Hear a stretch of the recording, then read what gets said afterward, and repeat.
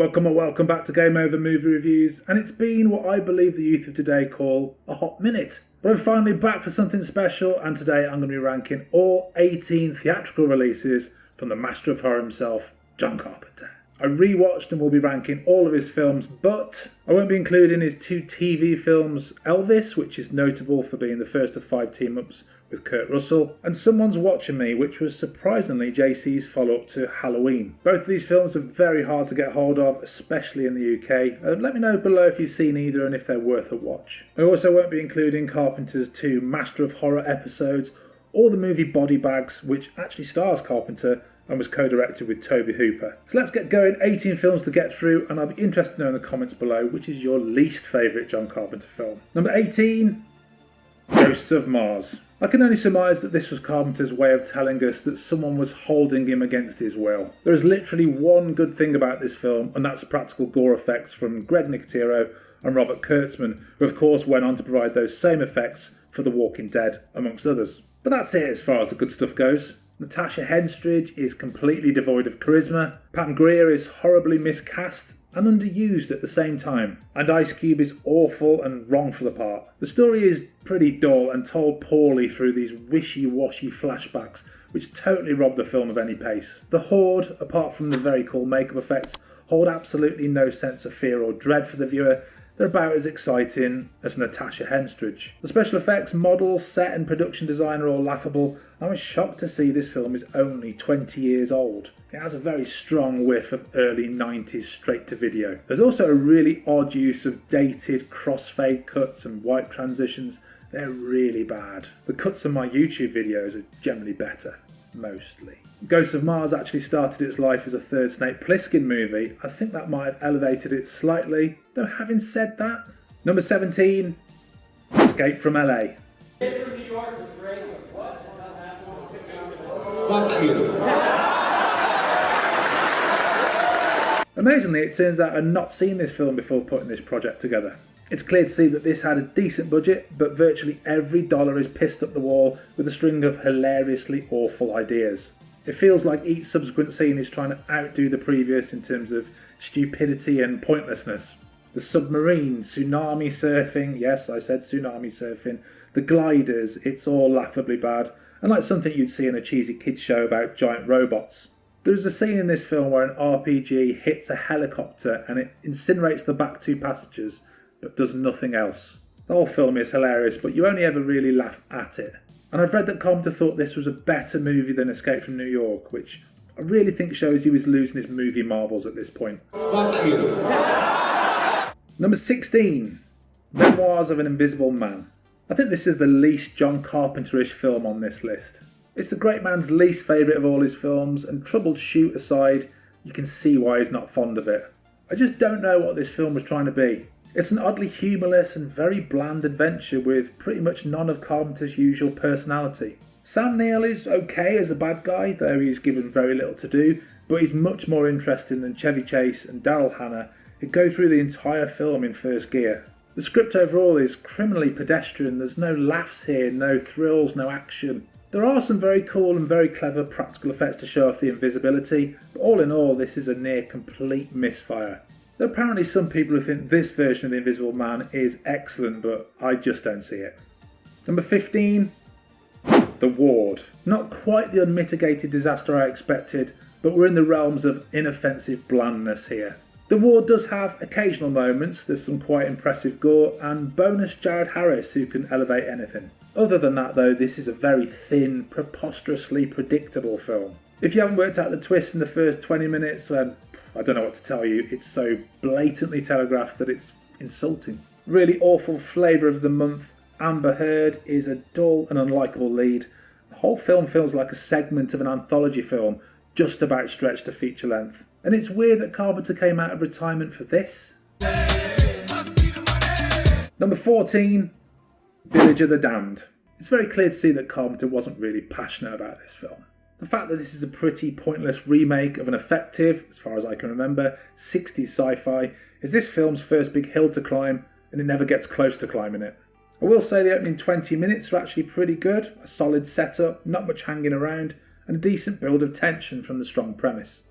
The rest is honestly really bland. There are no notable characters or performances. Christopher Reeve wasn't really a great actor outside of Superman. And Mark Hamill is...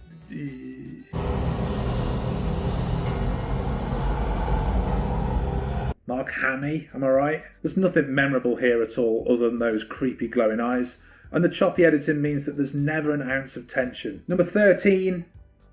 Dark Star, John Carpenter's first film from way back in 1974. I have seen this film before, but probably not for about 30 years, and the only thing I really remembered was the bouncing alien. This is more Dan O'Bannon's film than Carpenter's really, as he writes, acts, edits, does the special effects and the production design. Dark Star is part influenced by what came before it. Think of it as 2001 made by Monty Python, and influential to so many things afterwards. Alien, Aliens, even things like Red Dwarf. You can see that this was cobbled together, but it has a real charm and unique tone, which seems to be serious and stupid at the same time. And I feel it starts well, loses its way in the middle, but finishes on quite a strong poetic sci-fi ending that made me smile. It's aged horrendously, as all low-budget sci-fi films tend to, but it has a ton of personality, and is one of the more unique films in Carpenter's filmography.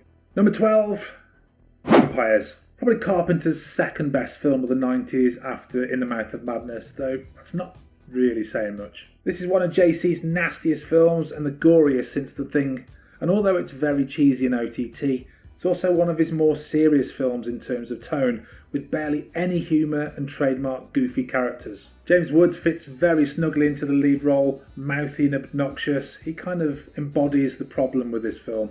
All the characters are arseholes. Even as anti-heroes of a sort, there's nothing remotely likeable or interesting about them. Vampires is one of Carpenter's best looking films in his late era, with surprisingly striking sunset-sunrise cinematography, and in general there are some very entertaining moments, especially the opening section. With tighter pacing and editing, a sharper script and a more likeable cast of characters, this could have been a real return to form for JC. Instead, the best you can say is, it's alright. Number 11, They Live. I have come here to chew bubblegum and kick ass.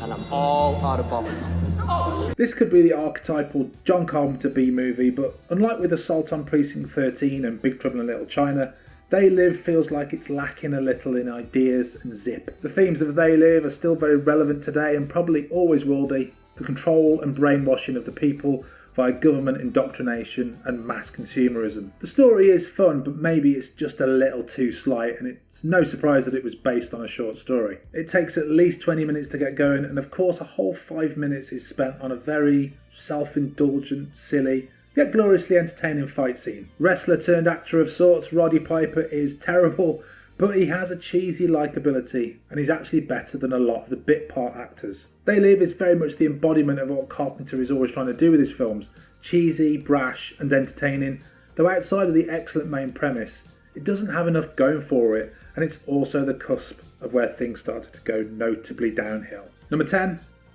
The Fog. This is one of Carpenter's most atmospheric films, and it's noticeably his most straight down the line horror.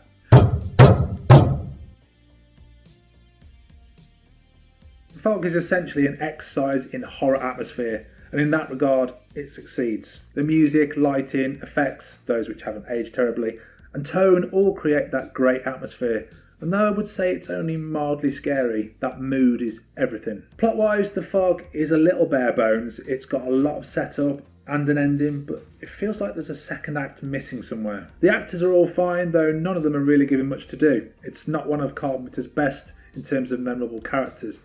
I'd completely forgotten Jamie Lee Curtis is in this. I do love that the crappy 2005 remake earned Carpenter another payday.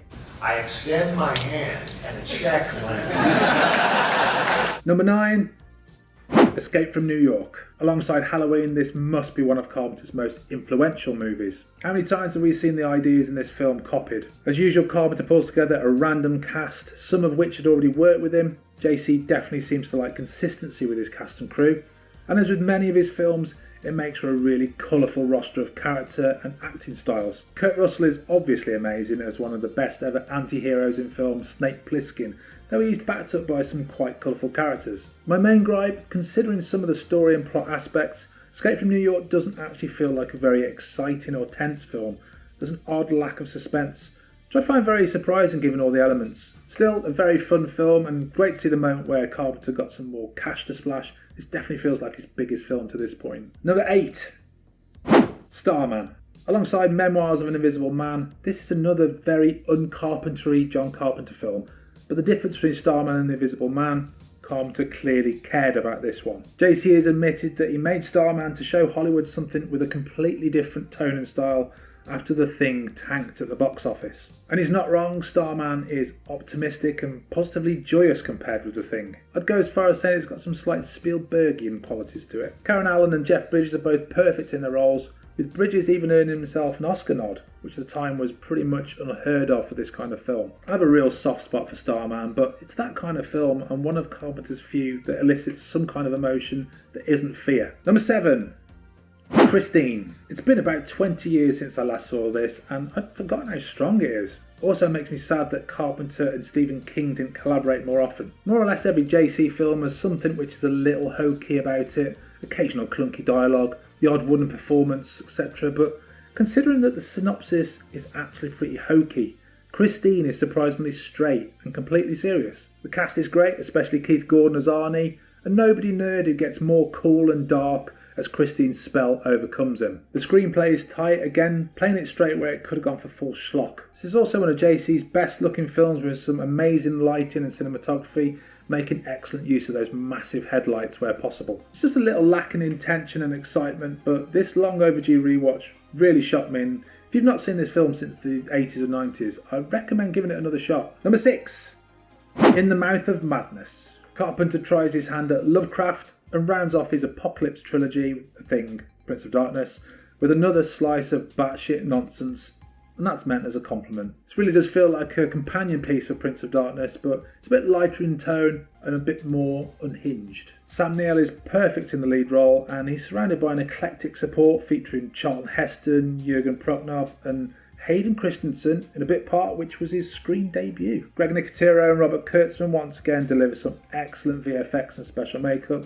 It's clear to see they were bound for great things. There are some issues. Julie Carmen is terrible as Neil's sidekick of sorts, plus the film does its best work in that midsection whilst in Hobbs End and loses a touch of steam in its last third. Still, as always, a very entertaining horror from the master, and for my money, the last time he made a good film. Number 5.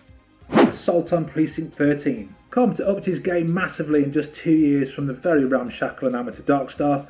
The difference in filmmaking quality between these two films is night and day. This absolutely feels like a Carpenter film too. Dark, likeable characters to root for, a punchy, quotable script, and fantastic tension. JC's score is perfect too, always adding to the dread with his trademarked riff. My main issues are with the shocking ice cream scene, not so much its unexpected violence, more that the side plot is totally unnecessary as the gang already had their reason to attack the precinct, or at least a reason to go on the attack. I also find the ending just a little bit of a damp squib, it kind of just stops. Other than that, this is hugely enjoyable, and it's great to see a director go from first gear to fourth in the space of 2 years. A nice bit of trivia too, the UK distributor for this film was called Michael Myers. Number 4. Prince of Darkness. Only John Carpenter could have made this film. It's creepy, funny, moody, ridiculous. This is probably Carpenter's second most imaginative film after Big Trouble in Little China. You have to wonder where this idea came from. The pacing and atmosphere is so damn good, and this coupled with a crazy plot means that this is one of JC's most entertaining films. It is a little lacking in the character department. There's plenty of them, but none of them are that memorable. I also wish that JC had pushed the more sinister moments here. This film really works best when it's sort of quiet and creepy. This is one of John Carpenter's more underrated films in my view, and I always enjoy it when I watch it. Number 3. Halloween. Start this off by saying that the slasher subgenre is one of my least favourite in the horror genre. It never really scared me, and they all share a very similar blueprint. But that blueprint was really laid out in Halloween. It wasn't the first slasher film to be made, but I would say it's the first to break into the mainstream, and its box office takings back that up. As with all classics and archetypes, this has been done to death and honed over the years. It does make this original feel very slow and tame by today's standards, though it does have some great moments. The dude knife to the cupboard, for example. Donald Pleasance really chews the scenery, but brings a real gravitas to everything, and Jamie Lee Curtis was very likeable in her first role. Of course, Halloween wouldn't be the same without Carpenter's masterful score. One of the very best in the history of horror films. Number 2, Big Trouble in Little China. Can you imagine the writing sessions for this film? How about a kind of floating multi-eyed beast that can telepathically link to the main bad guy? How about someone that gets so angry he inflates and explodes? How about a completely random Yeti-style sewer-dwelling monster? Drugs.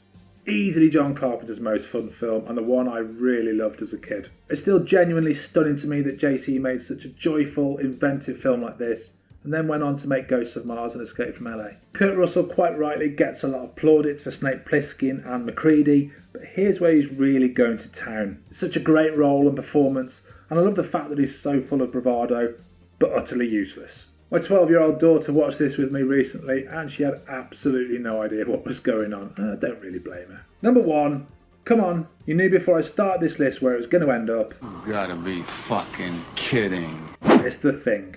The Thing is absolutely fucking magnificent and still my favourite horror film of all time. I'm trying to think of something I don't like about this film, and I've got nothing. This is Carpenter's masterpiece and feels like the culmination of everything he was working towards in his previous films. And I'm so sad for the man that this was a critical and box office flop on release. There's just no justice in the world. The score is amazing, the cast are perfect, the direction and screenplay perfectly built to tension and paranoia. I love the fade to black transitions and those cracking split diopter shots. Everything works in this film. Absolute star of the show though is Rob Bottin. The practical effects are still, after almost 40 years, the AAA gold standard on what can be done in camera. The chest mouth, head popping, head spider scene is still one of the absolute best. I've genuinely seen worse practical effects in films in 2022. Incredible. Yeah, fuck you too! So there we go, that's my ranking of all John Carpenter's 18 theatrically released films. I'd love to know your favourites and least favourites, let me know below. And until next time, thanks for watching. Game over, man. It's game over.